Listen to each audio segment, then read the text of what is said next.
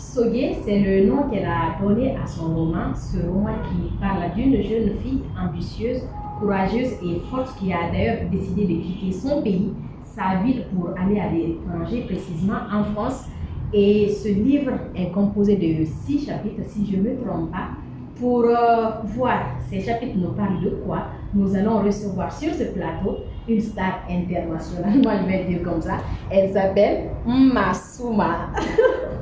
Alors bonjour Massouma. Bonjour, J'espère que tu vas bien. Oui, et toi? Ça va. J'ai préféré t'accueillir comme ça parce que quand je parle avec tonton Abdo, il me dit que Massouma n'est pas petit quelqu'un, c'est une star internationale. Alors moi, je suis plutôt ravie de partager ce plateau avec toi.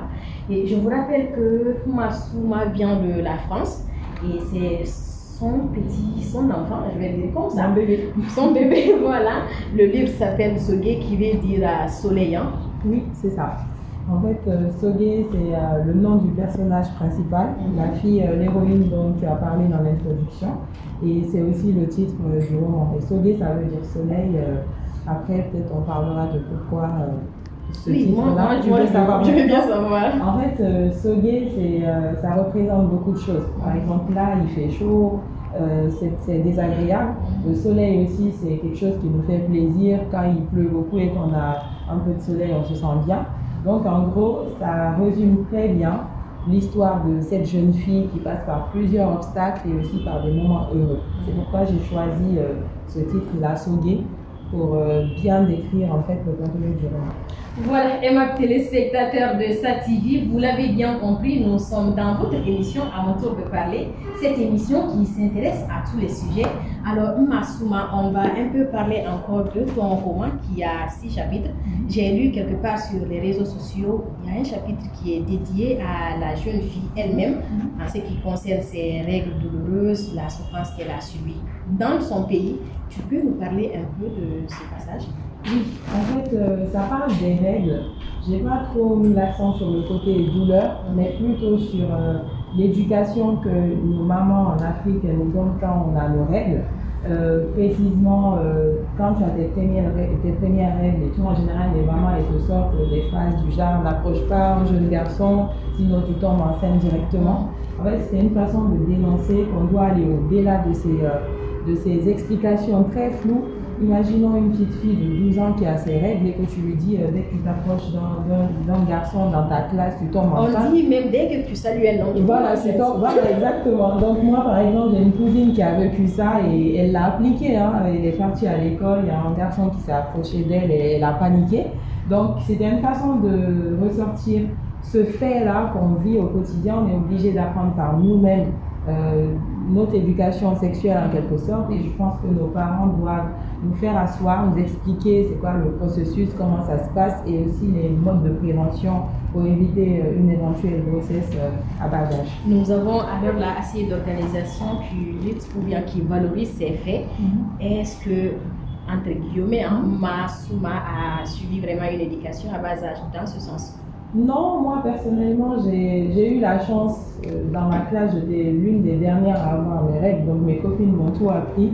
J'ai su par moi-même, et à l'école aussi, en biologie, on a ce cours que personne ne rate, où on parle de ces règles, effectivement. Donc moi, j'ai appris, je suis allée chercher ces infos. Après moi, quand j'ai eu mes règles, ma mère, elle m'a pas sorti cette phrase-là, elle m'a juste dit...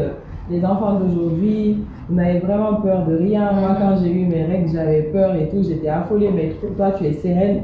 Bon, ça s'est arrêté là, on m'a juste expliqué, il fallait mettre ça, et voilà quoi. Donc, disons que j'ai appris ça de moi-même, toute seule, avec mon entourage direct. Ok, là, j'ouvre le livre, je tombe sur le chapitre 3 qui nous parle du voyage. Sogué, le voyage de Sogué, hein? Oui, alors c'est un moment déterminant du roman parce que au début, on parle de l'innocence et tout, son enfance, tout ça. Et la partie voyage, c'est ce qui change tout dans sa vie. Elle va aller à la découverte d'une nouvelle vie à l'étranger. Et je mets beaucoup l'accent sur la vie étudiante en France. Parce que les gens, on est là, Campus France, tout le monde veut partir et tout. Mais on ne nous alerte pas assez sur les réalités qui peuvent se trouver là-bas. Je pense que c'est un devoir en tant qu'ancienne étudiante qui est passée par la France, d'expliquer aux gens que quand on vient, c'est la France, c'est bien, mais c'est pas forcément rose. il y a une certaine indépendance à prendre, on a des expériences, on apprend de nouvelles choses. Donc c'est sur ça que j'ai voulu partir et franchement je pense que plus cette partie, ce passage-là, il sera lu. Les gens, quand ils arrivent en France, ils ne seront pas dessus. C'est clair. Ils sauront que voilà, il faut être débrouillard. Parce que généralement ici, même quand on nous dit de faire des démarches administratives, il y a quelqu'un qui fait ça pour nous rapidement, on n'est pas assez indépendant. Donc c'est sur ça, je voulais surtout aussi les déceptions amoureuses qu'elle a eu à subir, qui l'ont aidé à grandir, à se relever, à être une personne meilleure et qui a beaucoup plus confiance en elle. Alors, je voulais d'abord savoir, le voyage de Sogué, c'était irrégulier ou bien c'était régulier? Ah oui, c'était régulier, hein. Elle est partie par l'avion, tout ça. Il n'y a pas d'immigration clandestine que j'ai abordé dans le sujet. C'était un voyage normal, c'est juste que voilà, à l'arrivée, la personne qui devait la chercher n'est pas venue. Elle a eu des coups bas. Ça, c'est quelque chose que j'ai vraiment vécu. Mon roman, c'est ma question. Voilà, c'est pas une autobiographie, mais il y a des passages qui m'ont marqué en France que j'ai voulu glisser dedans. Par exemple, quand je suis arrivée en France, la dame qui devait venir me chercher n'est pas venue me chercher. Et j'ai eu une petite chance, au hasard comme ça, j'ai rencontré un ami de mon frère qui venait de Conakry, qui m'a aidé. Et ça, je voulais le souligner parce qu'il y a beaucoup de gens qui le vivent, où le fait quand on est hébergé chez un membre de la famille, soit c'est nous qui faisons tout à la maison, la personne nous exploite ou nous fait des choses qui font mal, alors que ces personnes-là, quand elles viennent en vacances chez nos parents, elles sont traitées comme, tu vois, des rois et des reines. Donc c'est ce que j'avais vraiment envie de dénoncer, montrer que quand tu arrives en France, tu vas avoir des choses auxquelles tu ne t'attends pas. Les gens que tu pensais être gentils ne sont pas forcément gentils là-bas. C'est l'individualisme. Après, il y a des bons côtés. Mais je préfère mettre un accent sur ce qui ne va pas parce que tout ce qui va, tout ce que les gens ont envie de croire, le mythe de l'Europe et autres, ils y croient. En fait, ça, on ne peut rien. Tout le monde pense que c'est l'Eldorado. Mais voilà, nous, on fuit là-bas pour venir ici. Un offre tout de suite, Massouma, je m'excuse. Massouma m'a dit qu'elle est de retour maintenant en Guinée. Oui. Est-ce que si on demandait réellement à nous de faire une étude comparative entre la France et la Guinée, quel sera le résultat? Alors, moi personnellement, il y a des choses qui ne vont pas ici. Et il y a des choses qui ne vont pas aussi en France. Mais je me sens beaucoup mieux ici parce que j'ai ma famille, c'est moins stressant et je peux profiter de mes proches. Et ici, on est quelqu'un, on existe d'une manière ou d'une autre. En France, tu peux faire tout ce que tu veux, tu as 1 million de personnes qui font déjà ce que tu fais. On est mieux chez soi. Comme on dit en Soussou, tu vois, chez nous, c'est pas doux, tout le monde veut fuir ici. Il y a la poussière, il fait chaud. Mais quand je suis là, le ressenti que j'ai, je ne peux pas l'avoir en France. Et après, les amis, c'est pour dire comment ils tombent à Sigana. Voilà. Oui, après, moi, je n'interdis à personne d'aller en Europe à partir du moment où tu ne risques pas ta vie. Tu te fais ton expérience. Je pense que si chacun de nous avait une chance d'y aller, ça serait bien comme ça, tout le monde serait tranquille en fait. Ouais. Voilà. Donc en fait, moi je me dis, ça ne fait pas peur de revenir ici. Quand je dis aux gens, je suis rentrée définitivement, ils sont choqués, mais je vivais ici en fait. J'ai fait mon bac ici. Pourquoi j'aurais peur de revenir chez moi? C'est chez moi. Après, c'est comme en France, ici il y a des embouteillages. En France, tu as des problèmes de train, tu as des retards de train. Comme partout dans le monde, aux États-Unis, en Australie, au pôle Nord, il y a toujours des problèmes. Mais moi, les problèmes guinéens sont les miens et je les choisis. Alors, Sogué est qualifiée d'une fille forte, ambitieuse et que les parents demandaient beaucoup plus. Alors, quand elle est partie en France, c'était quoi le résultat? Alors, pour un début, c'était un coup de claque parce que Sogué, c'est une personne qui a toujours réussi tout ce qu'elle faisait. Elle était brillante en classe, belle note, fille sage, pas de petits copains par-ci par-là. Et elle débarque en France parce que quand on dit que tu es intelligent ici, tu vas là-bas, tu as des gens qui viennent du monde entier, qui sont talentueux, qui sont intelligents, donc tu descends un peu. La plupart des étudiants, même les plus brillants qui quittent ici, quand ils partent là-bas, leur première note, c'est une claque. Tu te retrouves avec des 5, 7 et tout, tu fais waouh! Donc moi qui me tapais des 17, 18 en France ici, après tu t'adaptes, il y a une méthodologie, tu grandis et tout. Donc, Sogué, quand elle est arrivée, c'est ce qu'elle a eu.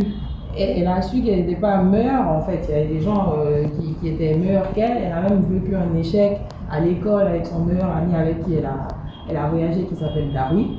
Bon, c'est fou en Soussou. Et donc, en gros, Soge, ce qu'elle a appris à être humble. Et après, elle a appris à se relever. Elle a compris que dans la vie, on ne peut pas être meilleur tout le temps. Il y a des moments où on tombe, mais après, il faut se relever. Donc, c'est ça même l'idée générale du roman. C'est montrer que l'avenir n'est pas tout tracé et qu'on peut, on peut à chaque fois tomber, mais c'est pas grave. Il faut juste savoir se relever. Aimables téléspectateurs de SAT-TV, je vous rappelle que vous êtes dans votre émission À mon tour de parler. Nous sommes presque à la fin de l'émission.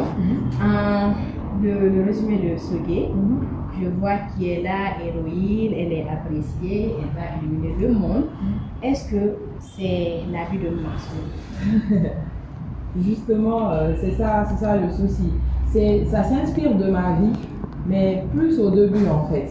Dans le chapitre Innocence, ça ressemble à mon enfance, mais pour la suite, il y a de la réalité, il y a de la fiction. Il y a des choses que j'ai peaufinées, que j'ai modifiées. Par exemple, l'histoire de mon arrivée en France, je l'ai modifiée. J'ai voulu mettre ça dans le chapitre voyage, mais je l'ai tourné à la sauce. Ça fait quoi d'être auteur? Ça fait plaisir parce qu'on se dit, même si je meurs demain, au moins quand on tape Massouma Soge, on me retrouve et ça fait plaisir. Le livre est vendu en Guinée à combien? Alors, il est à 150 000, mais j'ai que quelques exemplaires. Je n'ai pas tout ramené parce que j'en ai ramené 50 pour ma dédicace et je ne voulais pas les vendre, mais les gens ont commencé à me harceler. J'ai commencé à les vendre petit à petit, je vais ramener d'autres. Donc pour le moment, il est à 150 000 et c'est moi qui les détiens. Voilà, et mes téléspectateurs de SAT-TV, c'était tout pour votre émission À mon tour de parler. On était avec Massouma, elle est l'auteur de ce livre.